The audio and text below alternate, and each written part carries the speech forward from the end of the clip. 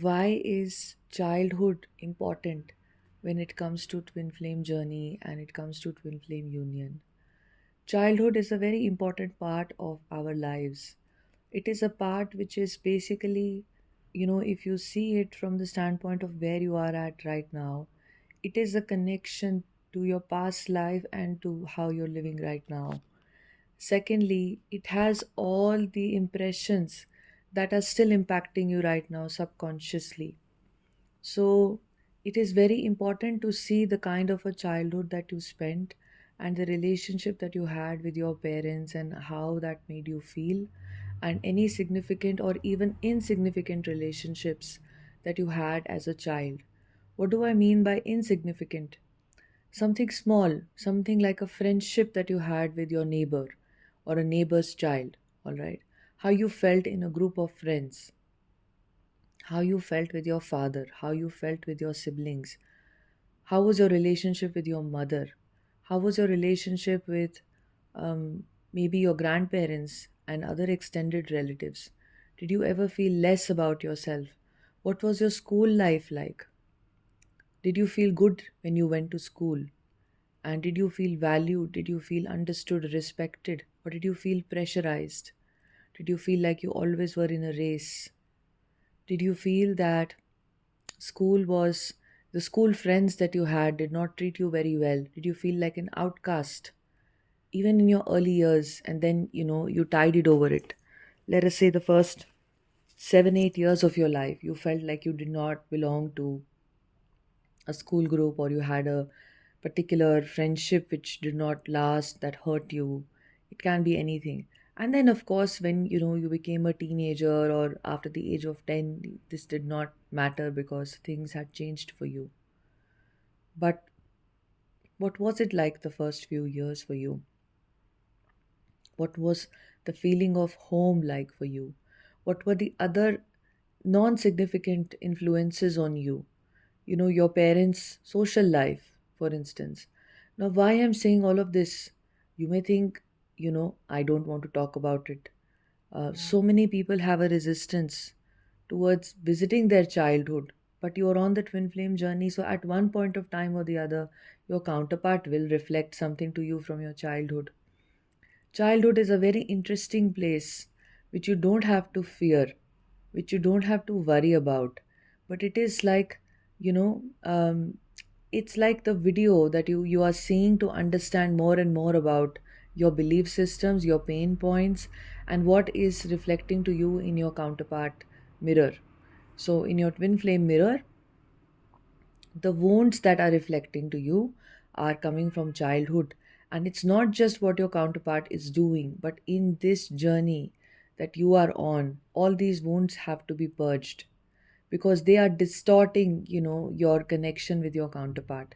You are not able to fully participate with the connection the way it is in the purity that the connection holds, unless you have released all of these wounds from your childhood that I mentioned.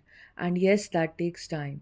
Yes, that can take a few months, and that has a process of its own. It can even take up to a year. Okay. And it does not mean that you will consistently be in separation or something like that till you've healed all of your childhood.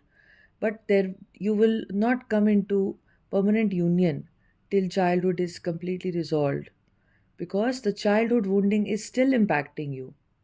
How you felt, if let us say there were repeat exposures to certain people, because your parents knew them, and it's not something dire or drastic as abuse or something of that sort. Yes, that also has a huge impact, but even insignificant things. Did you feel less about yourself? Did you feel you were not good enough? Did you place other people on a pedestal? Did you get intimidated by other children? Did you think others were wealthier or others were from a different social status than you? How did that make you feel? All of that is contributing to your idea of yourself. And now you may be very confident, and you may not have, on the outside you may not have anything which is coming from your childhood, which is reflecting in your day-to-day life. You may have become an overachiever, and you may have been very successful now and all of that. But the point is, if you are on this journey, then that is important to resolve, because that is still impacting you and it is going to come up. It is impacting everyone who saw, any variation of a kind of a childhood. And it is impacting them. But they will go without looking at it for the rest of their lives because they're not going through an awakening. They're happy with what they have built in the physical world. They're happy with what they have right now. So they don't have to visit it and they don't have to become conscious. Unconsciously, it is also impacting everyone. But their life, their higher self has not chosen to awaken them right now. So that's all right. They may pass through life like this with glimpses of, wanting to break their limitations. But with you, if you're going through this journey and you're going through an awakening, then these limitations are imposed on you in your journey, especially in how you're relating to your counterpart. So you will automatically come into looking at these limitations. For instance, you could be feeling less about yourself, placing the counterpart on a pedestal, feeling like you have to do more for your counterpart for them to love you, feeling like you are not worthy, of more, feeling like you have to make compromises, feeling like you don't have to trust what you're feeling. That is not important. But a sense of an ego attachment which keeps you, doing extra things for your counterpart that you don't even really feel very happy doing, but you do them because you're afraid of losing them. So you lose your sense of individual self and you lose, your self love. And that is not what your counterpart wants you to do. So they will reflect it back to you by running again. So you can work on this again. Okay. So once and for all, what do you have to do? You have to be very, very, very, very careful about what happened to you as a child. And if there are instances that you can try to remember, it's wonderful. If there are instances you do not remember, you can set the intention and let them be shown to you in your dreams. And when you do, certain inner child work and you connect deeper and deeper with yourself only leads you to certain instances. It's very magical how that happens, like how that has happened to me in my journey as well, that the self has only led to the instances which caused a certain impression to be caused, a certain impression to be formed. Okay. And it was so important to heal that impression. It's very important that you look into your childhood. That has a very important consequence for your twin flame journey. And once you are releasing the wounds and the baggages of childhood, you will start to see signs. You may have dreams where, for instance, you have lost something, but you're not bothered really about having lost something, which means that some aspects of you that were not serving you now, some beliefs, impressions, pain points, etc., you've now released them and now you're happy to let them go. Okay. You can have dreams and visions about the home that you grew up in. Many of you would have those, right? What does it mean to you? What does it signify? Dreams can be very potent for twin flames because you're awakening, this is the way in which your third eye awakening also basically reflects in the form of dreams and visions and such, the potency of your third eye awakening. But we should never try to awaken the third eye without having awakened the lower chakras, and it's a very automatic process, so you don't have to do anything about it. But the point is just that this is, a gateway into your subconscious to understand this, the signs and the, if you are receptive to it, the dreams can really try to teach you and try to open new dimensions for you, and try to show you the parts of yourself, that how far they have come and how much more needs to be released. And that, many of you will have dreams of your counterpart and all of that. That is also a significant way in which, when your mind is at rest, your counterpart can reach out to you in dreams and give you important messages. They can trigger you in the dreams. They themselves can show you where you have to heal yourself. Like, you can have dreams where your counterpart is ignoring you, or they're running away from you, or they're behaving in a certain way and you're behaving in a certain way. You can very clearly observe how you feel around your counterpart, and how maybe you feel vulnerable, maybe you feel like you're running after them, you're trying to get their attention. And through all of those dreams, your counterpart is pointing out to you that you have to heal all of this. Your sense of self right now is not very healthy. All right. So dreams are also, they also connect you back to your childhood.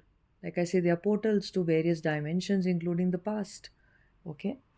So this is all, guys. Just telling you that work on your childhood self. There are many ways to do it, many ways to look at those impressions. You can also work specifically on inner child wounds. That is not holistic, but that is significant. The way, people work with inner child healers, um, you can have breakthroughs, especially if you're completely uninitiated into um, inner child work. You've never done anything to do with your inner child, then work with inner child meditations. And if you can identify an inner child healer who has specialized in inner child healing, then yes, you can start working with them. And what that'll do is that'll give you one gateway. Okay. And but that'll still be scratching the surface even after working for weeks or months with them, because this is very, very deep work. But the good news is that on this journey, your childhood wounding is evoked in many, many ways. So you have many, many opportunities to heal it. It's not just one conventional way of only working with the inner child. You are basically working with the self that has to release certain wounds. Okay. In Otherwise, spiritually speaking, this is the self which gets all these hurts and wounds, and this self is called the ego. And spiritually speaking, the goal of a spiritual seeker is always to drop this ego that is getting hurt about everything. And when you do deep inner self work, you will start to notice how yourself got hurt about every little thing. And sometimes you will even get annoyed and think, why are you getting hurt about such a small thing? But you have to be very patient, because that such a small thing was just um, playing out because it was coming from a past life. In the past life, there was a build up from past lives to this life. In Hinduism, it's called a vasana, a tendency that you inherited, that you brought in this life as well. Karma never leaves you. Even if you leave the body, karma stays with you and it goes into the next body, and so on and so forth. This is karma. So there was always um, the possibility for such a thing to arise. So what you are basically seeing as insignificant can have significant roots in a past life. But don't have to worry about that. You just have to work with this self to release this feeling and to heal yourself from it, so that it does not impact your day to day functioning.